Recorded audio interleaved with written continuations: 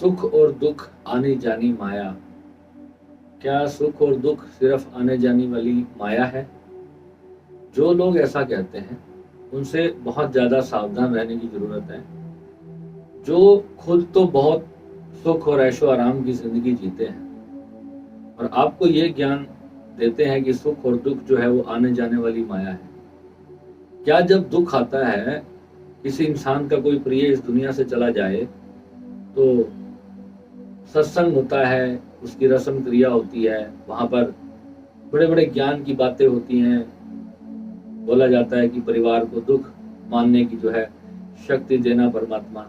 क्या उस सब से किसी के दुख दूर किए जा सकते हैं इतनी बात कहने से? क्या वो व्यक्ति जिसका कोई जवान बेटा इस दुनिया से चला जाता है, क्या उसका दुख समाप्त हो सकता है ये बातें कर देने से? 4 मिनट 5 मिनट का मौन रख लेने से क्या उस व्यक्ति की पूरी जिंदगी से दुख निकल सकता है? बिल्कुल भी नहीं निकल सकता। ये दुख केवल वही व्यक्ति जानता है जिसके जीवन में ये दुख आए। मेरे 3-4 दोस्त बहुत यंग एज में दुनिया से चले गए। मैं कितनी बार उनके माता पिता को जब देखता हूँ, उनके चेहरों के जो उड़े हुए रंग देखता हूँ। किसी के बेटे को गए हुए 5 साल हो गए, 6 साल हो गए, 10 साल हो गए, पर आज तक वो अपनी जिंदगी को वैसे नहीं जी पा रहे जैसे वो पहले जीते थे। वो दुख पूरी जिंदगी का उनके जीवन में एक घर कर चुका। परिवार में और ओकेजन्स होते हैं, परिवार में दूसरे बच्चों की शादियां होती हैं, उनके बच्चे होते हैं, उसके बाद भी माता पिता के दिल से अपने गए हुए बच्चों का, या बच्चों के दिल से अपने माता पिता का, या किसी के घर में कोई भी यंग डेथ हो जाती है तो वो इंसान उस दुख से बाहर नहीं आ पाता। बहुत सारे सत्संग सुनते हैं, बहुत सारी ज्ञान ध्यान की बातें सुनते हैं, ये तो परमात्मा के हाथ लिखा हुआ है, ये तुम्हारे कर्म थे, इस वजह से ऐसा हो गया। तरह तरह की बातें हर कोई आपको बोलता है। आप दोस्तों यकीन नहीं करोगे, कुछ लोग तो अगर किसी का जवान बेटा या बेटी गुजर जाए तो कुछ लोग ऐसा सोचते हैं मन के अंदर कि इनके कर्म ही ऐसे होंगे कि जिसकी वजह से इनका बच्चा चला गया। इस तरह की नजरों से ऐसे माता पिता को इस समाज के ही लोग देखते हैं। जो परिवार इतने बड़े कष्ट में है और लोग जो है अपने मन में ये भाव रखते हैं कि इनके कर्म होंगे।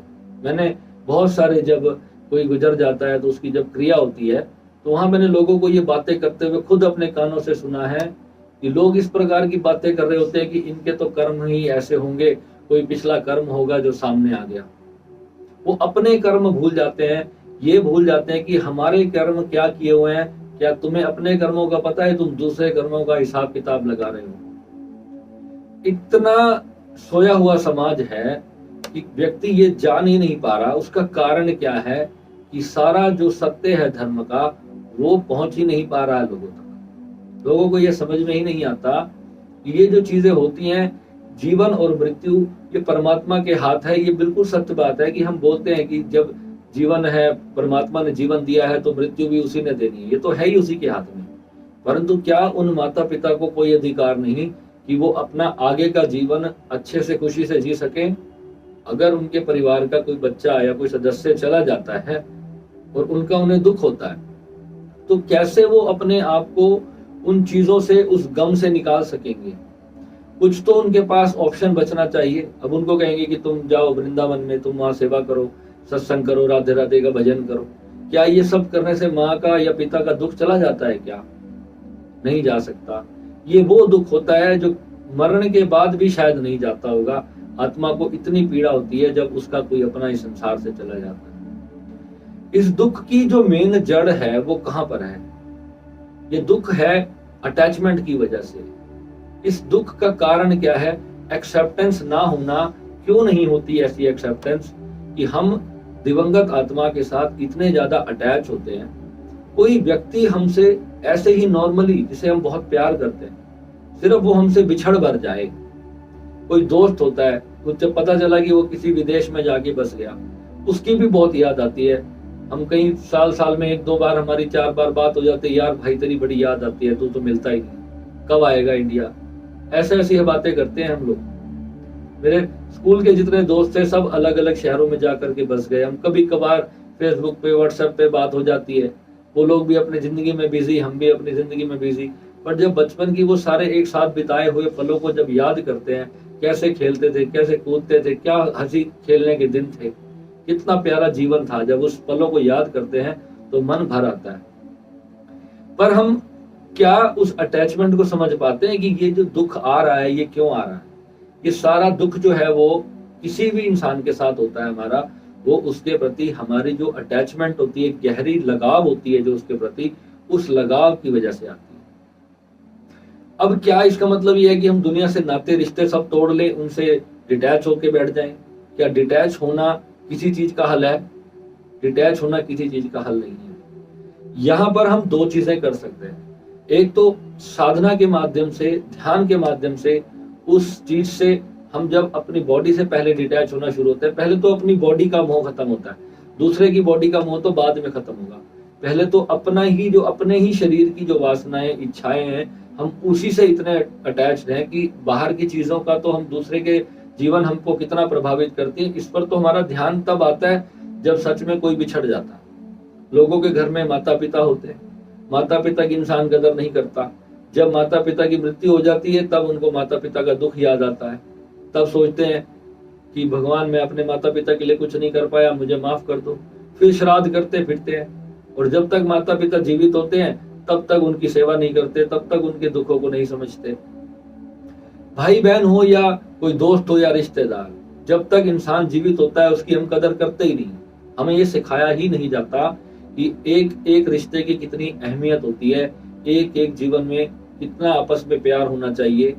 परंतु अहंकार लोगों का इतना भारी हो जाता है, घमंड इतना भारी हो जाता है कि अपने रिश्तों को खुद अपने हाथ से खराब कर देते हैं। उन्हें सिर्फ दूसरे की गलती दिखाई देती है, अपनी गलती दिखाई नहीं देती। कई बार ऐसा होता है, बहुत सारे लोग कहते हैं भैया मेरे परिवार में तो किसी से मेरी बोलचाल ही नहीं। हर परिवार की ये स्थिति है। मेरे परिवार भी, आप जैसा जैसे आप इंसान हो वैसे मैं भी इंसान हूँ। मेरे परिवार में भी बहुत सारे ऐसे लोग हैं जो मेरी कामयाबी से जलते हैं। मैं उनको कहता हूं कि प्यार, मैं उनको प्यार देने की कोशिश करता हूं कि किसी तरीके से इनके मन से मेरे प्रति द्वेष हट जाए, परंतु लोगों के अंदर वो द्वेष जो है वो अंदर इतना घुसा हुआ होता है, वो निकलता ही नहीं, क्योंकि वो लोग ध्यान से, परमात्मा से बिल्कुल डिटैच है। उनको पता नहीं, अंतर का सुख उन्होंने कभी जाना नहीं है, इसलिए वो मटेरियलिस्टिक ही चीजों से सुख सोचते हैं कि कोई मेरे लिए कुछ करेगा तो ही वो मेरे लिए मेरा रिश्तेदार है, मेरा भाई है, मेरा दोस्त है, मेरा बंधु है, तभी। अदरवाइज उसके प्रति उसके मन में कोई प्यार की भावना नहीं रहती। और जब कोई व्यक्ति दुनिया से ही चला जाता है फिर हम सोचते रहते हैं कि यार काश आज वो जीवित होता तो काश मैं उसके लिए कुछ कर पाता। तो ये जो डिटैचमेंट आपको पैदा करनी है, अटैच रहते हुए डिटैचमेंट मैं बोलता हूं, यहाँ पर हमें पैदा करनी है। अपने परिवार में कैसे रहो ये हमें बहुत गहराई से समझना पड़ेगा। अपने दोस्तों में, अपने समाज में, जो भी तुम्हारे जीवन के प्रति कर्तव्य हैं उनको करते हुए, निभाते हुए भी, हर दुख को समझते हुए कैसे निकलना है, आज उसके ऊपर मैं चर्चा करने वाला हूं। अब उसके लिए मुझे कोई ना कोई एग्जाम्पल आपको देना पड़ेगा। यहाँ पर मैं एक दो प्रेमी जोड़े का एग्जाम्पल लेता हूँ। दो प्रेम करने वाले हैं, एक लड़का है एक लड़की है, दोनों साथ में रहते हैं, घूमते हैं फिरते हैं, उनका बहुत प्यार हो जाता है और काफी लंबा समय वो एक साथ खुशी से बिताते हैं। अचानक पता चलता है कि एक की मृत्यु हो गई, या एक संसार से कहीं चला गया, या किसी दूसरे देश में जाकर के बस गया, या उसने किसी और लालच में आके उसके साथ ब्रेकअप कर लिया। बहुत सारे लोग मुझे बोलते हैं भैया मेरा ब्रेकअप हो गया, मैं सुसाइड कर लूंगा, मैं क्या करूं। मेरे घर के पास एक लड़के ने ऐसे ही आत्महत्या कर ली थी। उसका कारण क्या था कि जिस लड़की से वो प्यार करता था उस लड़की ने उसको शादी करने के लिए एंड वक्त पे मना कर दिया। अब क्या सुसाइड करने से क्या वो लड़की उसके जीवन में आ गई? क्या वो, उस लड़की की आज शादी हो गई है, उसके दो बच्चे हैं, वो अपना आराम से हैप्पीली अपनी जिंदगी जी रही है।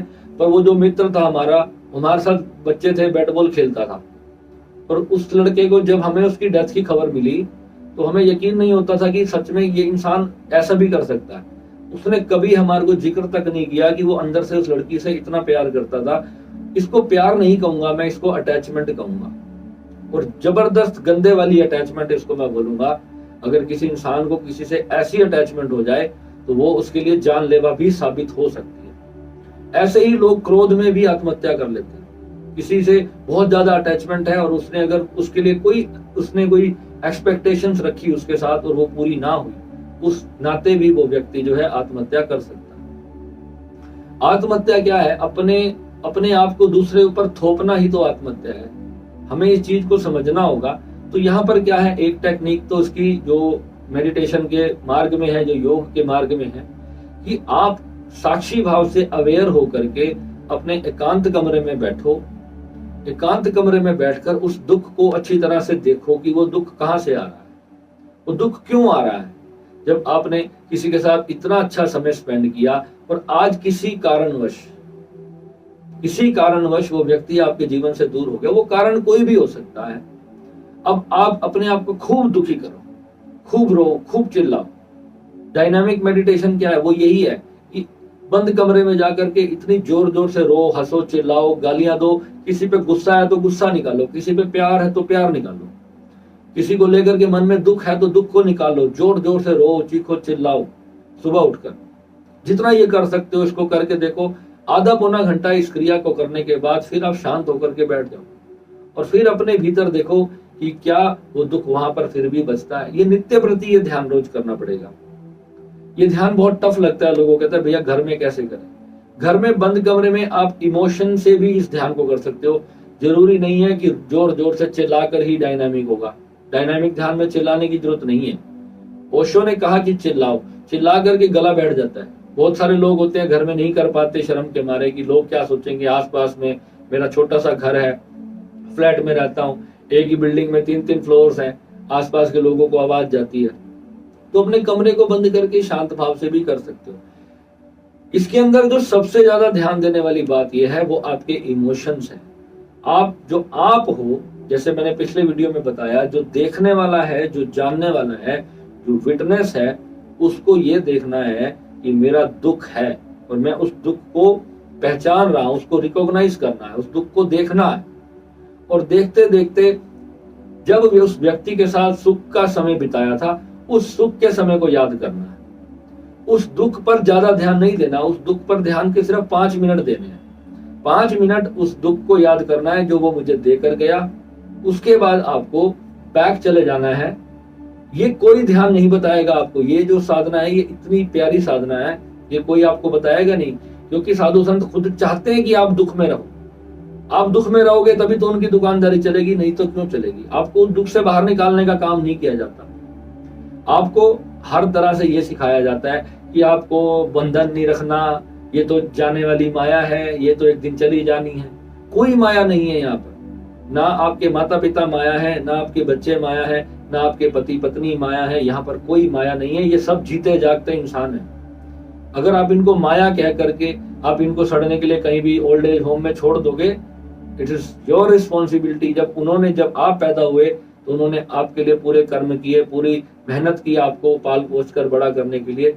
हर कर्तव्य के प्रति आपको सजग होकर के उनके लिए करना। और अगर आप उनके लिए अच्छे खासे नौकर चाकर अफोर्ड कर सकते हो, तब आप फ्री हो, आप अपनी लाइफ में उनके प्रति थोड़ा सा दूर होकर के कुछ काम करने के लिए। परंतु अपनी जो जिम्मेदारी है उनके प्रति, वो पूरी आपको निभानी चाहिए।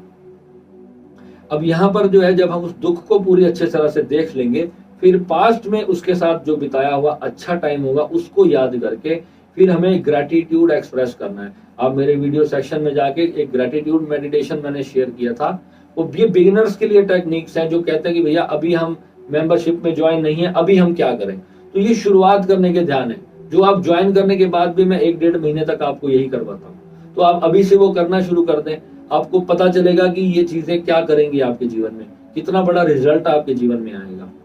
और जितना ज्यादा उस ग्रैटिट्यूड को एक्सप्रेस करोगे, वो चीज आपके जीवन में फिर से आने के लिए तैयार हो जाएगी। वो जो अच्छा पल जो आपने बिताया है, उसको याद करके जब परमात्मा का धन्यवाद करोगे, तो वही चीज फिर से रिपीट होगी। और अगर आज वो कोई दुख देकर चला गया और सिर्फ उस दुख को याद करोगे, 2-3 दिन अपने मन से दुख निकाल लो, जितना है पूरा दुख प्रकट कर लो अपना, पर उसमें साक्षी भाव में रहना है, उसमें इन्वॉल्व नहीं हो जाना, उसमें डूब कर रोना नहीं है। प्रेम के आंसू होने चाहिए, नफरत के आंसू नहीं होने चाहिए कि वो मेरे को दुख दे के जा रहा है। वो आंसू उसको याद करके आने चाहिए। चाहे कोई आपका रिश्तेदार है, चाहे कोई आपका बच्चा है, चाहे वो कोई है, वो आंख बंद करके बैठो, उस अपने बेटे के साथ या बिटिया के साथ या माता पिता के साथ जो भी इस जीवन से चला गया है, अगर आपको किसी के जाने का दुख है तो उसके साथ बिताए हुए अच्छे पलों को आपको याद करना। इससे क्या होगा, एक तो आप उस कॉन्शियसनेस से कनेक्ट हो जाओगे।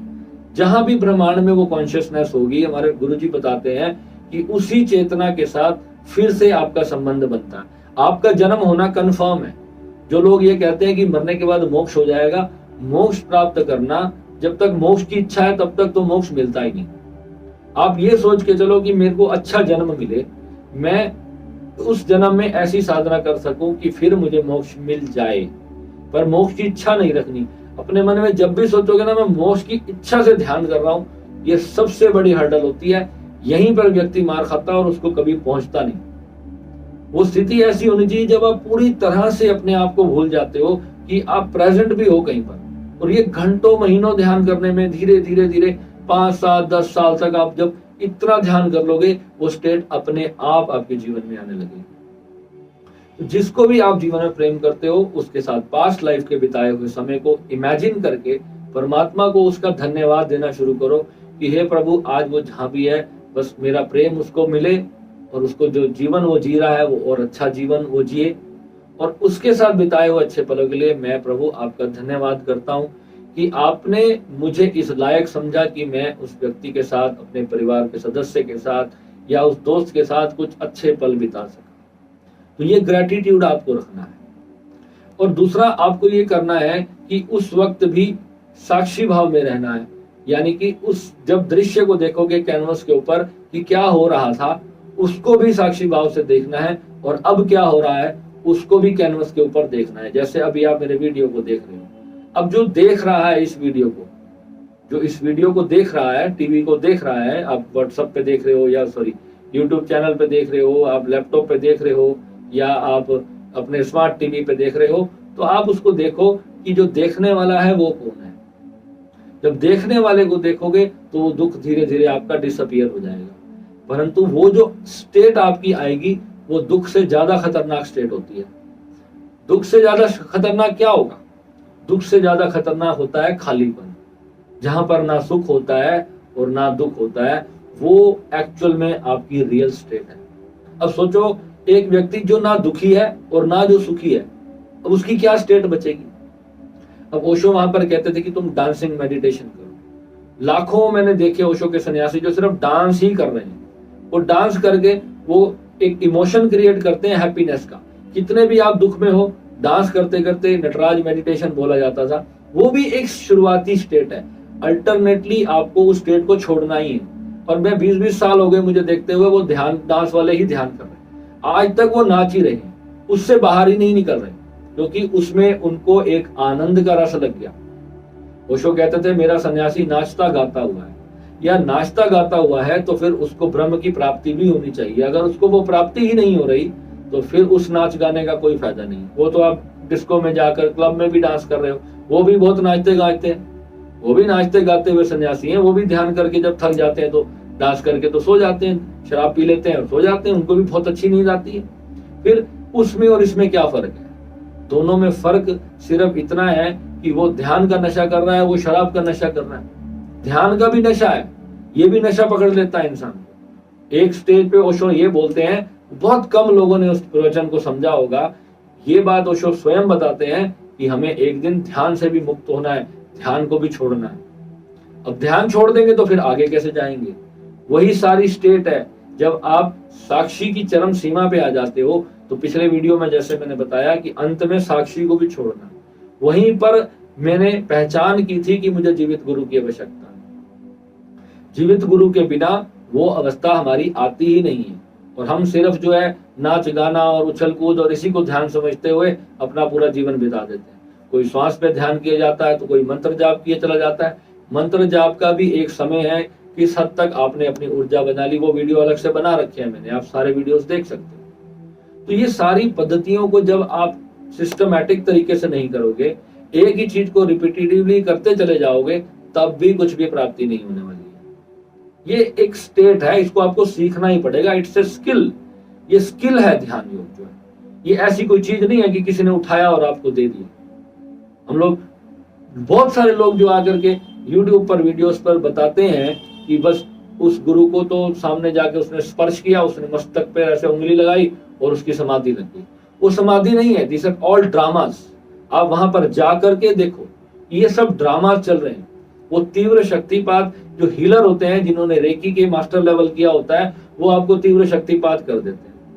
वो परमात्मा से मिलाने वाला मार्ग नहीं है जिसको आप, वो तो आपको और ज्यादा आपकी जो मेटीरियलिस्टिक वर्ल्ड है उसमें आपको और ज्यादा इन्वॉल्व कर देगा और ज्यादा आपको फंसा देगा। ऐसा शक्तिपात लेने के बाद ही मेरी हालत खराब हुई। तो किसी से अपना मस्तक छुआने से पहले भी 10 बार 15 बार सोचना चाहिए। केवल गुरु ही होता है जो आपके मस्तक छू करके आपको वो परम शक्ति दे सकता है, वो परम साधना दे सकता है। और वो एक स्लो प्रोसेस होता है, धीरे धीरे चलता है। एकदम से इंस्टेंटली आपके अंदर बिजलियां दौड़ने नहीं लग जाएंगी। तो जो लोग ये ड्रामे करते हैं हालेलुया वाले आजकल आप बहुत देख रहे होगे पंजाब में, ये सब जो है आप लोगों को अट्रैक्ट करने के लिए एक चोचलेबाजी है और उन लोगों को पैसे देकर के ये एक्ट परफॉर्म करवाए जाते हैं। और आप लोग सोचते हो कि मैंने कोई पाप किए होंगे जो मेरे साथ ऐसा नहीं हो रहा, इसके साथ हो रहा है। ऐसा कुछ भी नहीं है। आप जब जितना इस फील्ड में आप और गहरे उतरते जाओगे, जब कोई मोबाइल आप नया फोन लेके आते हो ना, आपको उसका एक भी फीचर नहीं पता होता। जैसे जैसे वो आपके हाथ में आता है, आप उसको चलाने लग जाते हो ना, धीरे धीरे आपको सारा कुछ समझ में आ जाता है। इस बटन से ये होगा, ये करने से ये होगा। ऐसे ही ये ध्यान है। जब आप इसमें उतरोगे, कई गुरु आपको मिलेंगे, हर कोई अपनी अपनी बात बताएगा, हर किसी का अनुभव अलग मिलेगा आपको, किसी का अनुभव एक जैसा नहीं होगा। पर जब धीरे धीरे आपको पूर्णता प्राप्त होगी, वो आपकी अपनी होगी। उसको जो स्टैंप लगाओगे वो आप खुद लगाओगे। कोई आपको ये नहीं कह सकता हाँ जी आपको। आजकल तो एनलाइटनमेंट के सर्टिफिकेट बांटने लगे ओशो वाले कि सर्टिफिकेट में लिख दिया है कि ये व्यक्ति एनलाइटन है। अरे कौन सर्टिफिकेट दे सकता है इस चीज का? ये सर्टिफिकेट तो आपको परमात्मा दे सकता है, आपके अंदर से दे सकता है। एनलाइटनमेंट का भी कभी कोई सर्टिफिकेट होता है? और कोई व्यक्ति खुद कहे कि मैं एनलाइटेंड हूँ, उसको तो आप मानना ही मत कि वो एनलाइटेंड है। अगर मैं भी कुछ कह रहा हूं तो जो मुझे मिला है मैं इतना बोलता हूं कि मैं कुछ नहीं जानता, कि उसको जाना जा ही नहीं सकता। वहां पर जाके एक स्टेज ऐसी आती है कि जहां हम मिट जाते हैं, बस अब शून्य है, परमात्मा है। अब वहां पर हमको ये पता ही नहीं कि अब आगे क्या होगा। तो व्हाट इज एनलाइटनमेंट? एनलाइटनमेंट तो वो होगी ना, जैसे भगवान कृष्ण ने कहा, मैं गीता में जो भगवान कृष्ण ने कह दिया कि ये सब संसार मैंने रचा है, मैं तो ये बात नहीं कह सका। तो इसका मतलब क्या है कि अभी भी हम उस परमात्मा से नीचे हैं। हम अपने आप को परमात्मा नहीं मान सकते। आजकल तो एक और आजकल गुरुजी चले हुए तो सरेआम बोल रहे हैं मैं परमात्मा हूं, तुम भी परमात्मा हो। वो शुरुआती स्टेट है कि तुम परमात्मा हो। We are all in the oneness. हम सब एक तो इस परमात्मा की एक पूरी जो ब्रह्म शक्ति है उसके पैदा हुए अंश है। मगर फिर भी भगवान कृष्ण गीता में एक बात कहते हैं, ये जो कुछ पैदा हुआ है ये मेरा रचा हुआ है, ये मैंने पैदा किया है। तो उस स्टेट को जब तक आप अचीव नहीं कर लें, जब तक आप जिंदा हो तब तक आपको चलते रहना चाहिए। हो सकता है आपको यह भी पता चल चुका है कि आप ब्रह्म शक्ति हो, आप अवधूत हो चुके हो। अवधूत होने के बाद भी आपको और अपनी साधना करनी चाहिए, वहां पर भी रुक नहीं जाना चाहिए जब तक आपकी ये बॉडी छूट नहीं जाती। और छूटने के बाद आपने क्या देखा वो तो आप ही जानते हो। बुद्ध ने भी क्या देखा होगा सिर्फ बुद्ध जानते हैं, हमें नहीं बताया बुद्ध ने कि मैंने शरीर छोड़ने के बाद महापरिनिर्वाण को ऐसे देखा। ये सिर्फ आपकी अपनी यात्रा है, कोई व्यक्ति इसमें आपको कुछ नहीं बता सकता। वो अपने अंतर ध्यान में उसने क्या प्राप्त किया ये वही जानता। वो आपको सिर्फ उस रास्ते पर जहां तक वो खड़ा है वहां तक आपको लेकर आ सकता है, परंतु चलना पड़ेगा आपको, बिना चले नहीं पहुंच सकते। और ये मेरे को अंदर से ये भावनाएं क्यों आती हैं कि मैं इतना गहराई से आपको क्यों एक्सप्लेन करता हूँ, कि मेरे को लगता है एक बात मेरे अंदर आई है तो मुझे लगता है कि मुझे ये बात आपसे शेयर करनी चाहिए। ये टॉपिक भी आप मिस ना कर दो, क्योंकि मुझे कोई बताने वाला नहीं था। मैंने हर एक चीज अपने जीवन में अनुभव की है और जब मैं अनुभव करता हूं तो वही मैं आप लोगों को शेयर करता हूं। चलो मेरे मरने के बाद भी मेरे YouTube पर वीडियोस पड़े रहेंगे, किसी ना किसी के काम आ जाएंगे। मेरा ये खाली समय, मैं इससे करोड़ों अरबों रुपए का पुण्य प्राप्त करके जा रहा हूँ। मैं ये सोच के जा रहा हूँ कि इतने लोगों की मैं हेल्प कर दूंगा। कि हो सकता है कितने लोग आप घर में बैठकर साधना कर रहे हो, तो बहुत लोगों के मन में ये सब सवाल आते होंगे, तो उनके ये सवाल हल हो जाए, बस मेरा यही मकसद रहता है। तो हमें इस चीजों को समझना है। साक्षी भाव की हाईएस्ट स्टेट पर आकर के जब आप परमात्मा में मर्जिंग के लिए जाते हो, अब नेक्स्ट स्टेप जो आता है आप परमात्मा में मर्ज हो जाते हो। उसके बाद जब कुछ है ही नहीं, सिर्फ डार्क आसमान है, अब आप क्या करोगे? एक खाली आकाश है। यही हमारे शास्त्रों में कहा, in the beginning there was nothing. जब शुरुआत हुई वहां पे कुछ नहीं था, सिर्फ शब्द था, वो ध्वनि थी ईश्वर की, है ना। उसी को कहा है बाइबल में, इन the beginning was the word. और हमारे उसमें गुरु नानक देव जी ने कहा है, शुरू में जो था एक ओंकार था, एक ओंकार से ही सब कुछ पैदा हुआ है। विज्ञान ने भी इस बात को प्रमाणित कर दिया। अब हम उस स्टेट पे आ गए। अब उसके बाद ओंकार अगर अपनी कोई यात्रा कर रहा है तो वो कर रहा है, लेट इट डू, करने दो। मरने के बाद जो होगा आपको पता चलेगा। मोक्ष होगा या नहीं होगा ये कोई नहीं बता सकता। जिसका मोक्ष हो गया, या मोक्ष नाम की कोई चीज सच में है। बहुत लोग कहते हैं मेरा मोक्ष होना चाहिए गुरुजी, मेरा मोक्ष तो हो जाएगा ना। अरे मुझे पता है क्या मेरा मोक्ष हो गया? अभी तो मैं आपके सामने बात कर रहा हूं, तो मेरा मोक्ष कैसे हो गया? मोक्ष तो तब जाकर होगा जब ये शरीर मेरा छोड़कर मैं चला जाऊंगा, तो मैं बताने के लिए बचूंगा नहीं। हु विल टेल यू कि मैं मोक्ष में गया या पता नहीं किसी नरक में चला गया, स्वर्ग में चला गया, कौन जानता है इस बात को? ये मोक्ष शब्द जो है आपका शोषण करने के लिए बना हुआ है। और जो लोग आपको कहते हैं ना मोक्ष मिल जाएगा, इस साधना से ये हो जाएगा, वो हो जाएगा, अपने गुरु पे भरोसा करके साधना करो बस। ज्यादा इसमें उलझने की जरूरत नहीं। और वो साधना भी अंदर से आएगी, आप करने नहीं पाओगे। आपको ये नहीं होगा कि हाँ भाई मेरे को ये टास्क समझ के करना है। ये जब प्यास लगती है तो इसको इस रास्ते पे चलता है। जब भीतर से आग पैदा होती है ना खुद को खोजने की, तो बुद्ध अपने एक दिन के बच्चे को छोड़ के जंगल में ऐसे नहीं भाग गए थे, अंदर से आग लगी पड़ी थी। जैसे पूंछ में आग लग जाती है तो वो भागता है व्यक्ति, ऐसे हो जाता है। तो ये आग आपके अंदर से पैदा होगी तो ही आप साधना के मार्ग पे आओगे। अदरवाइज हर किसी को ये टेंशन है कि मैं सवेरे अपनी जॉब पे जाऊं, खा कमा कर बच्चों के लिए लेकर आऊं, बस अगला दिन मेरा इसी में बीत जाएगा। 98% दुनिया तो इतनी बेचारी है कि जिनके पास समय नहीं है कि 1 घंटा भी वो ध्यान कर सके। कल एक व्यक्ति ने ज्वाइन किया, बोलता है गुरुजी 1 हफ्ते के बाद साधना शुरू करेंगे, मैं अपने जरूरी काम निपटा लूं। जरूरी काम कभी नहीं निपट सकते आपके, पूरी जिंदगी बीत जाएगी, कभी जरूरी काम नहीं निपटेंगे। ये वीडियो बनाना भी मेरा एक जरूरी काम था, इसको मैंने निपटा दिया। ये जरूरी काम, इसको जरूरी काम बोलूंगा मैं किसी को कुछ दे रहा हूं, किसी के भले के लिए कुछ सोच लेता हूं, ये जरूरी काम है। आपके क्या जरूरी काम है? दिन में जाना है अपने काम पे जाओ, काम करो, घर आओ, ये जरूरी काम है। ये तो सारी दुनिया कर रही है। रात को आकर भी साधना कर लो, सुबह 6 बजे उठ के साधना कर लो, वो सबसे ज्यादा जरूरी काम है। बाकी सारे अपने आप होते चले जाएंगे। आप बिलीव करना, प्रकृति खुद आकर के आपके पास आकर के खड़ी हो जाएगी कि बोल तुझे क्या चाहिए, और आपकी हर एक डिमांड पूरी होगी, हर एक इच्छा पूरी होगी। बस उस लेवल तक साधक को पहुंचना पड़ता है। जब वो वहां पहुंच जाता है तो धीरे धीरे धीरे पहले तो उसकी मन की इच्छाएं शांत होने लगती हैं, उसकी इच्छाएं बहुत कम रह जाती हैं।